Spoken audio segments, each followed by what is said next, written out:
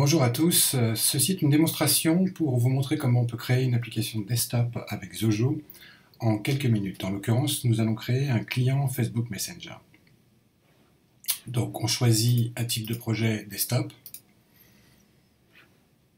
Vous taillez la fenêtre en fonction de vos besoins. Vous allez chercher un contrôle qui s'appelle HTML Viewer. Vous le déposez sur la fenêtre. On va le positionner sur toute la fenêtre. Dans l'inspecteur, on va faire en sorte qu'il s'agrandit avec la fenêtre. La fenêtre elle-même doit être positionnée au centre de l'écran. On lui donne un titre.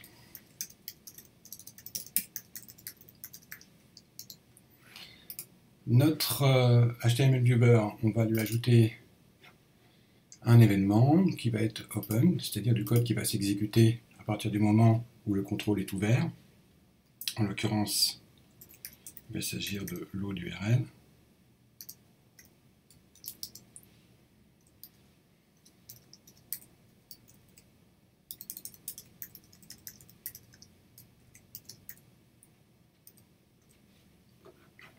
Et voilà.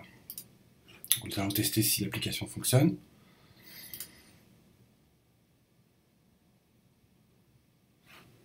Pas de problème. On se log. On agrandit un peu la fenêtre.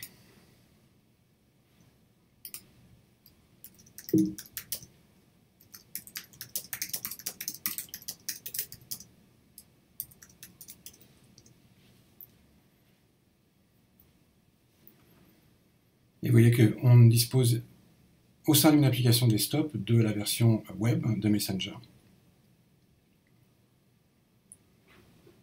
Bien entendu, cette application va pouvoir la compiler pour les 3 plateformes desktop supportées, c'est-à-dire macOS, Windows et Linux.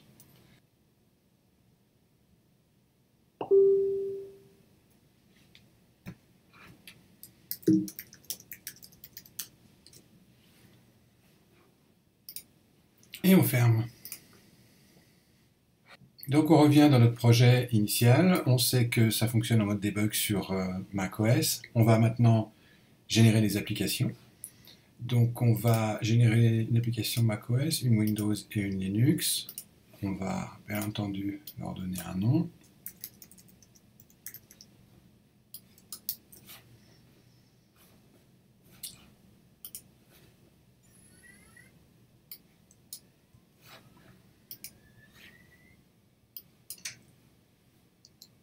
Et on génère les applications.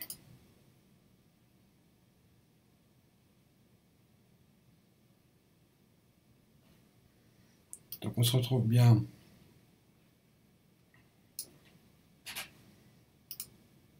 avec nos 3 applications. Donc là c'est le projet qui est généré. Donc un exécutable Mac, un exécutable Linux et un exécutable Windows. Donc maintenant on va voir comment ça fonctionne. Donc nous voilà sur Windows. J'ai copié l'archive de l'application qu'on a générée tout à l'heure sur Mac. Je l'ai décompressé. Donc voici l'exécutable. On le lance. On se log. Et nous revoilà exactement dans la conversation où on était tout à l'heure. Donc sur Windows cette fois. Donc nous revoilà sur Linux. Il s'agit d'une distrib Ubuntu. Donc j'ai récupéré l'archive de l'applicatif qu'on a compilé tout à l'heure sur Mac, que j'ai décompressé, que voici. On lance l'application. On agrandit un peu la fenêtre.